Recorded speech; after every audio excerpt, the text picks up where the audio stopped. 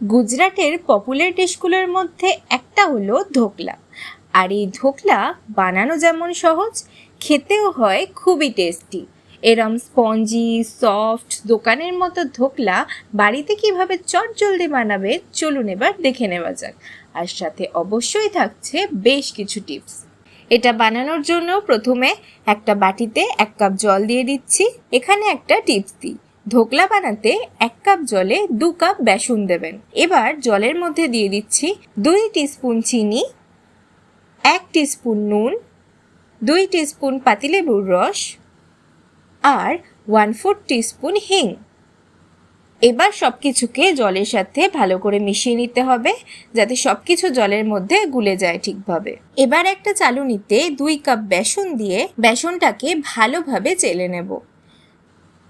চালুনিতে যে বেসনের ডেলাগুলো পড়ে রইল সেইগুলো একটা চামচের সাহায্যে এইভাবে চালুনিতে ঘষলেই দেখবেন খুব সহজে পুরোটা গুঁড়ো হয়ে নিচে পড়ে গেছে।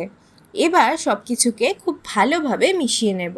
মেশানোর পর এর মধ্যে 2 টিস্পুন সাদা তেল দিয়ে আবার একবার ব্যাটারটাকে মিক্স করে সাইডে রেখে দেব। এবার একটা কড়াতে বেশ অনেকটা জল দিয়ে তার মধ্যে একটা স্ট্যান্ড রেখে জলটা কিছুক্ষণের জন্য ফুটতে দেব। কিছুক্ষণ পর যখন জলটা ফুটে যাবে তখন 1 টিস্পুন বেকিং সোডা বেসনের ব্যাটারটায় দিয়ে একবার মিশিয়ে নেব।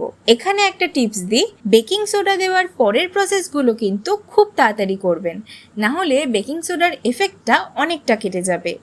এবার একটা থালায় ব্যাটারটা ঢেলে 2 থেকে 3 বার থালাটা এইভাবে ট্যাপ করে নেব। এবার থালাটাকে কড়ার স্ট্যান্ডের ওপর বসিয়ে একটা ঢাকা দিয়ে 10 থেকে 15 মিনিট এটাকে হতে দেব। 10 থেকে 15 মিনিট পর থালাটা কড়ার থেকে নামিয়ে নিয়ে একটা ছুরির সাহায্যে ধোকলাটাকে থালাটার সাইড থেকে ছাড়িয়ে নেব। এবার একটা ডিশ নিয়ে এটাকে থালার থেকে বার করে নেব। দেখুন কি সুন্দর ধোকলাটা বেরিয়ে এলো ডিশের মধ্যে। এবার ধোকলাটাকে সোজা করে ধোকলাটার চারদিকটা কেটে এর শেপ চৌকো করে নেব।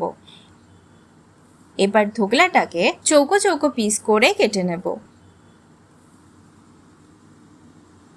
এবার ধোকলার উপরে ছড়ানো সিরাপটা বানানোর জন্য একটা ফ্রাইং প্যানে 3 টিস্পুন তেল দিয়ে তার মধ্যে 2 টিস্পুন সর্ষে, 1 চিমটি হিং, 12 থেকে 15টা কারি পাতা আর 2টো কাঁচা লঙ্কা কুচোনো দিয়ে ভালো করে 30 থেকে 40 সেকেন্ড ফোড়নগুলোকে ভেজে নেব। এরপর এর মধ্যে 2 কাপ জল দিয়ে তার মধ্যে 3 টেবিল স্পুন চিনি আর 1/4 টিস্পুন নুন দিয়ে সব কিছুকে একবার ভালো করে নেড়ে নিয়ে 4 থেকে 5 মিনিট ফুটিয়ে নেব। 4 থেকে 5 মিনিট পর অর্ধেক লেবুর রস দিয়ে একটু নেড়ে এটা নামিয়ে নেব। একটা চামচের সাহায্যে এবার ধোকলার ওপরে এই সিরাপটা ছড়িয়ে দেব আর তার উপরে ছড়িয়ে দিচ্ছি বেশ খানিকটা নারকেল কুচি।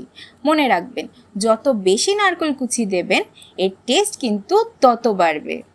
আর দিয়ে দিচ্ছি ধনেপাতা কুচি। ধনেপাতার ফ্লেভারটাও কিন্তু ধোকলাতে বেশ সুন্দর লাগে। নিন, রেডি হয়ে গেল একেবারে দোকানের মতো সফট স্পঞ্জি ধোকলা।